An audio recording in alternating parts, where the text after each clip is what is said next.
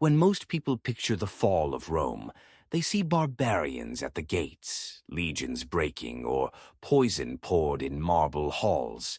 But empires rarely die only from outside blows. They weaken from within. And one of the most corrosive forces is money. Rome didn't collapse just because of invasions or palace intrigue. It hollowed out its own currency and then paid the price. The lessons from that slow-motion crash still matter for every modern economy that thinks it can play games with money and get away with it. For centuries, the backbone of Roman commerce was silver coinage, above all the denarius. First struck in the 3rd century BCE, the early denarius was high-purity silver and trusted far beyond Rome's borders. Soldiers were paid in it, merchants demanded it, families stored their savings in it. A Roman coin wasn't just a token, it was confidence, struck in metal. As long as people believed in Rome, they believed in Rome's money. But empires are expensive. Legions must be fed and paid, roads and aqueducts maintained, frontiers defended, wars financed. By the 2nd century CE, Rome was stretched thin, holding long borders against Germanic tribes, fighting Parthians in the east, suppressing unrest at home. Tax revenues lagged the cost of the army, so emperors reached for an old tool, debasement. Raising taxes makes enemies. Diluting coins looks painless at first. The silver content of Rome's coins was cut again and again. Under Augustus, the denarius remained high-grade. A century later, Caracalla introduced the Antoninianus, a coin that looked like a double denarius but carried only about half the silver. By Gallienus's time in the mid-3rd century, Rome's silver coin was mostly bronze with a thin silver wash. People could see and feel the difference. Prices climbed, not because farmers suddenly grew greedy, but because money lost its anchor. A measure of grain that once cost a single coin might require dozens. Soldiers demanded higher pay just to stand still. Merchants refused bad coins, turning to barter or insisting on gold.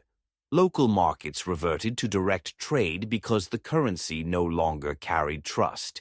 And the more confidence eroded, the more the mint tried to fix it with volume. Quantity replaced quality. The spiral is familiar. Between 235 and 284 CE, the crisis of the 3rd century hit. Invasions, plague, civil wars, economic breakdown. Emperors rose and fell in months. Behind the drama was a monetary system that no longer worked. Taxes were collected in coins worth less each season. Farmers abandoned land rather than pay in bad money. Trade networks frayed. The state lurched from one emergency to another.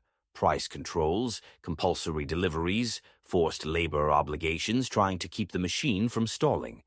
Diocletian tried to stop the bleeding.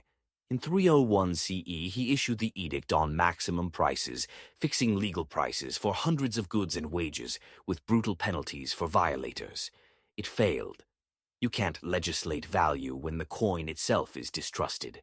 A black market blossomed, official trade withered. The law could not make a hollow coin whole. Eventually, Rome reset the system. Constantine introduced the solidus, a high-purity gold coin around 312 CE. It restored stability, especially in the eastern later Byzantine Empire, where the solidus endured for centuries. But the Western Empire had already been weakened. Years of debasement had eaten away the state's core. The army became harder to sustain.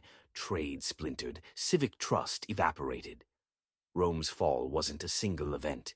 It was a long unraveling. Currency collapse was one of its sharpest threads. What does that mean for us? Destroying money destroys empires. Rome tried to trick its people with coins that looked the same, but held less value. Modern states attempt the same with paper and digits printing, suppressing interest rates, inflating away debts. The pattern rhymes, citizens pay, savings erode, trust collapses. History keeps teaching the lesson. After World War I, Weimar Germany printed to meet impossible obligations. By 1923, a loaf of bread that had cost a mark cost billions. Pensions were wiped out, while owners of real assets, land, factories, foreign currency survived or even gained. Zimbabwe replayed the script in the 2000s. Prices doubled by the day until the currency was abandoned. You don't need hyperinflation to feel the effect. In 1971, the United States severed the dollar's last link to gold. Since then, the dollar has been fiat-backed by confidence and tax power, not metal. Over decades, money supply expanded, public and private debts climbed, and purchasing power thinned. Notes and coins look the same. What they buy does not. A dollar from the early 1970s buys only a fraction of what it once did. Governments often sell this as progress, wages up, markets up, GDP up. But if living costs outrun pay, and asset booms mainly benefit a minority, the illusion cracks. Like Rome's emperors, leaders insist nothing fundamental changed, while quietly extracting value from every paycheck. Today, the stakes are global. Rome's currency crisis was imperial. Weimar's was national. Zimbabwe's was local.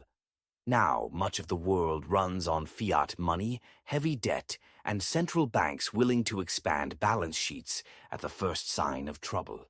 The next monetary shock won't stay inside one border.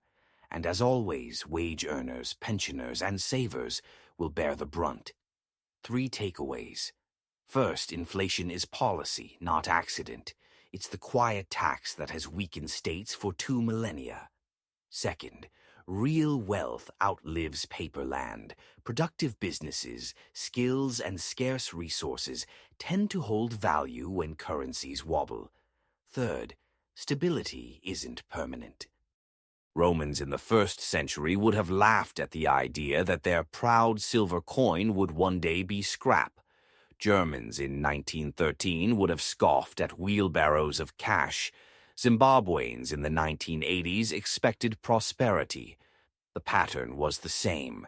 When money stops being trusted, the social fabric frays. Contracts fail, trade stalls, armies dissolve, governments lose legitimacy. Barbarians may push the walls, but the treasury often pulled the first brick. History doesn't repeat, but it rhymes. If this gave you a sharper lens on the present, subscribe. History doesn't just explain the past, it helps you survive the future.